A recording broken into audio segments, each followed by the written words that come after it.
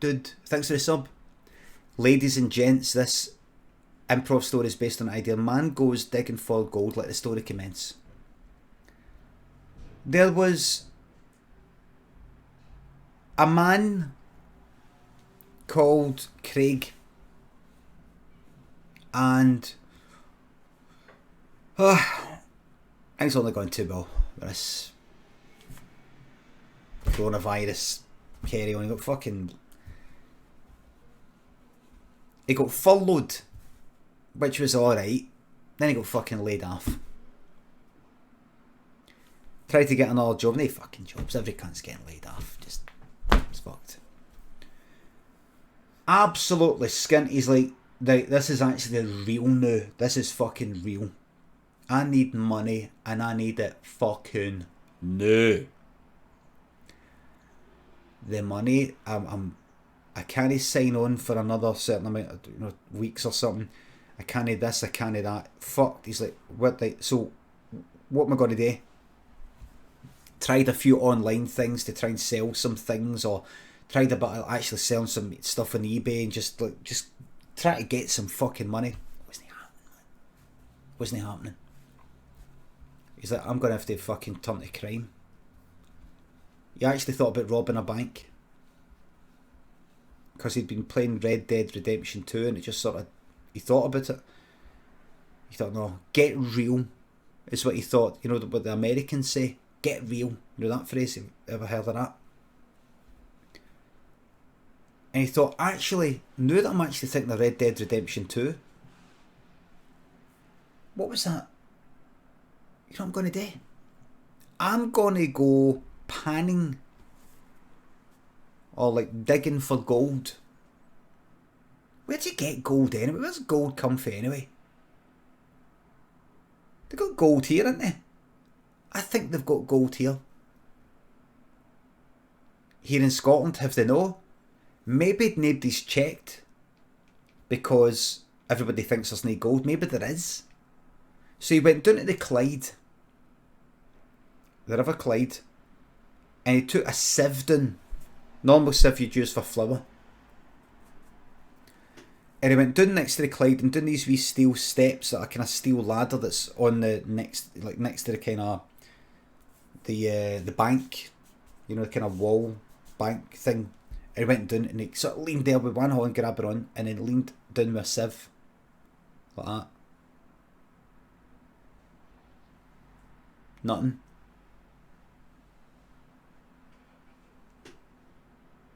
Fuck all. Nothing. Just then, a wizard appeared. This is a wizard for like King Arthur times, possibly Merlin, maybe another one, and said, what are you looking for? He said, I'm looking for gold. He said, well, back in my days, where I'm fae, because I'm able to teleport through time, we have a thing called alchemy, where we're trying to turn lead or base metals into gold. It's called alchemy. Right? How does this help me? Huh? And this Merlin sort of guy went, well, what you can do is... And then he seemed to get a bit confused and said, the wizard, actually, fuck, what is it? I was going to say, I'll give you gold if you return, like, give me something I can take back there. But we're actually looking for gold back then. I know. Do you know what I mean? It's not like we've got gold in plentiful supply and I'm coming to the future to get something that is in plentiful supply in the future for the swap. Do you know what I mean? You've lost me.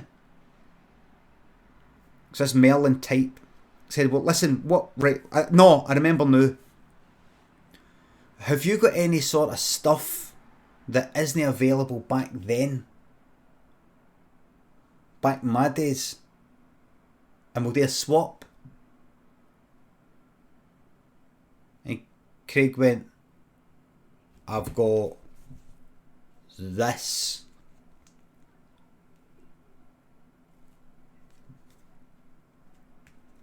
Showed the mobile phone what it did. And this Merlin type went, that is amazing. I will be able to rule the kingdom just with this.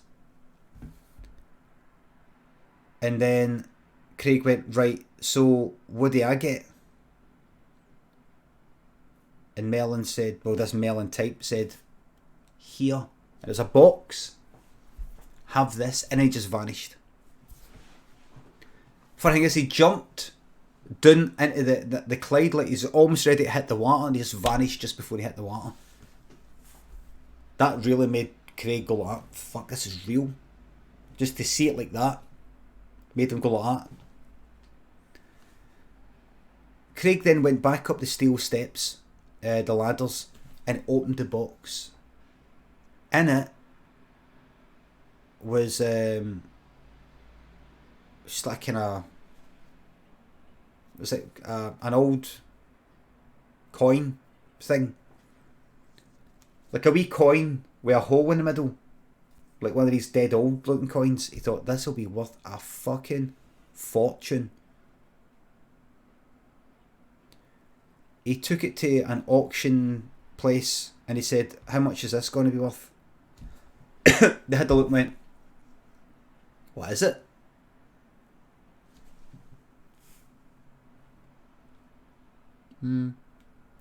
Just looks like an old piece of metal. It's definitely old markings, but nothing. This isn't old money or there's nothing. This. No. How much you give me? Could give you £30. 30? Give me 50. £30. I'm cutting my throat even giving you that. Aye, alright then. It was something at least. So he went away. Back in King Arthur days, that wizard went like that. Look. And he sort of,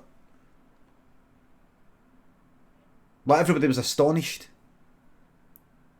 Just at the sight of this, words on a screen so like that, and you know, look at that. You know, if you're doing all that stuff, it's mad. They just couldn't believe their eyes. They didn't know what it was, and they said, "Well, what is it?" And he thought, "Well, give me a wee while to work it out. I will present to the court the night, tell the king."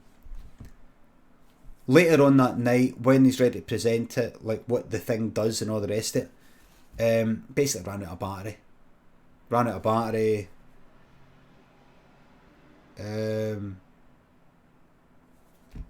So that was that. He got beheaded. Back in the present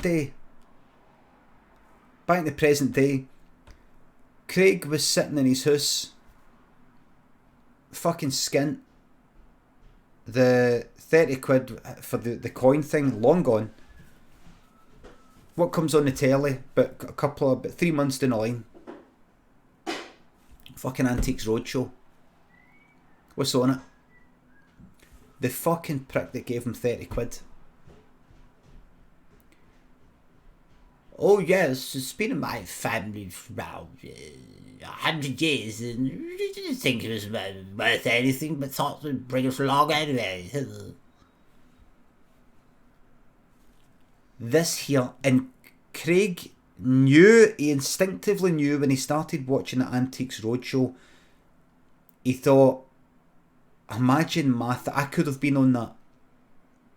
And he thought, imagine my thing fucking turned up in this. And then, right at the beginning, Fiona Phillips said, in this episode, you're not going to want to miss this. An amazing find. You're not going to want to miss it. They only rarely do that. Like everybody talking about it in the magazines and all that. Papers. Fiona Bruce. Who the fuck's Fiona Phillips? Is that her for like GMTV?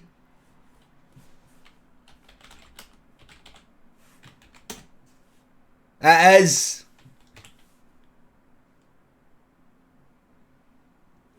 And she's married to Martin Frizzell. Him. A Scottish guy.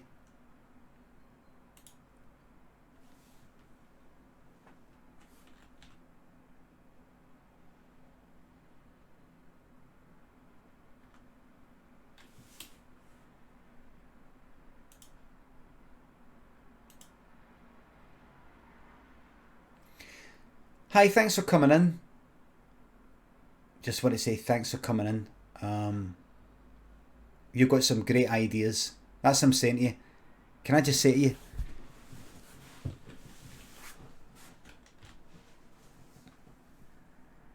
thanks for coming in.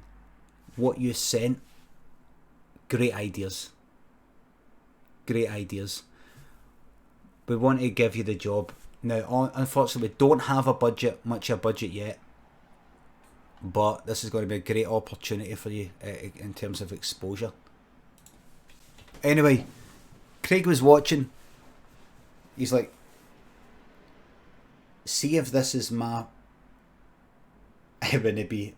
I mean, it's only about 30 quid for it, but... And then, once he saw that he actually saw the guy who gave him 30 quid in the background as some of the earlier ones in that episode, you know, like waiting in the queue. He's like, wait a fuck, is that fucking guy? Is that fucking guy? And then at the end, there he is, like actually showing his, yes, this coin is should be family. Any idea what it's... Any idea what year you think it dates back to? We've not actually got round to having it formally examined, but I'm thinking about 1500 or 1500. Well, that's a good guess, but you're a bit out. You're a bit out, I'm afraid. Oh, it's more recent. In the other direction, it's 1500 years old. Oh, goodness gracious. Craig was watching that. Cunt doesn't even speak like that.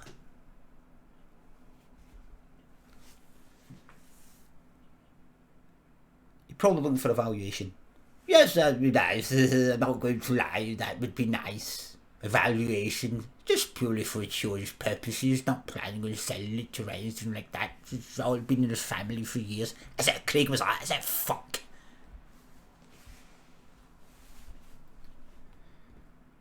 If you were to take this coin, so it is a coin, it's a coin, it's a coin. Craig was like, so it's a fucking coin. To auction. This would fetch in the region of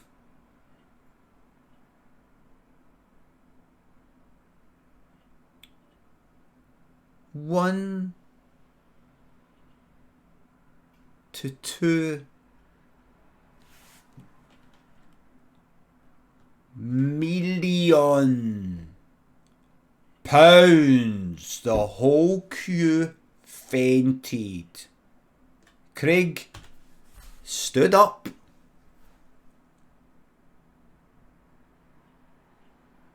He quite simply stood up.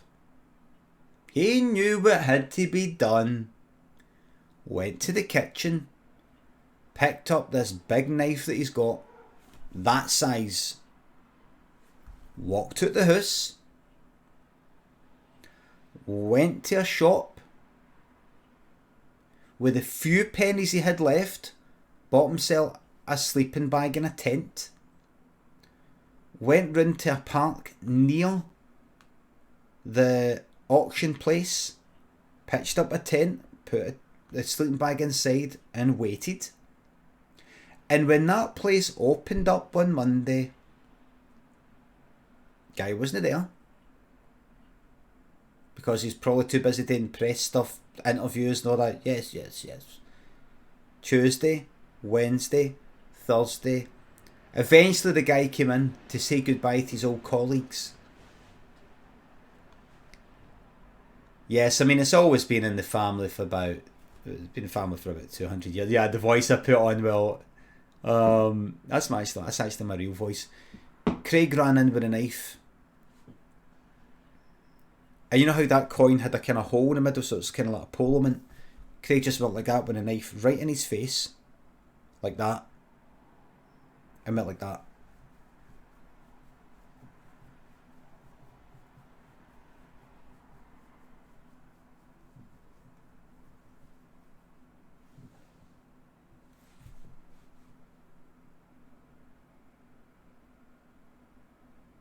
When he went to court,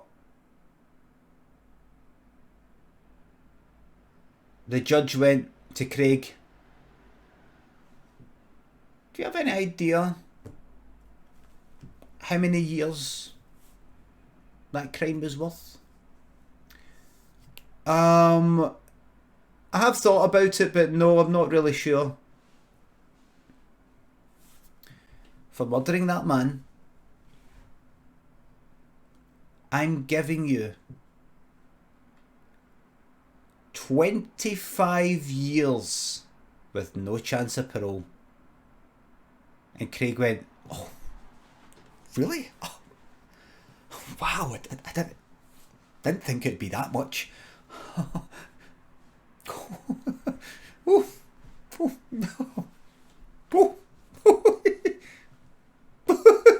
And they went like that.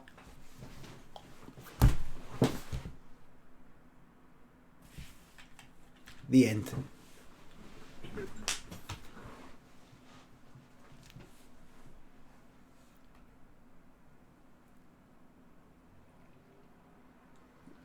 Thanks, everybody. Now, that was a true story. How do I know? How do I know it was a true story?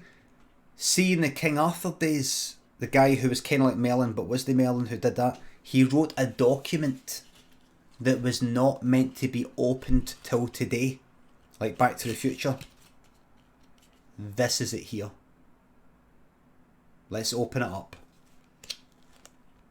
True story, it says. Quadrihelic says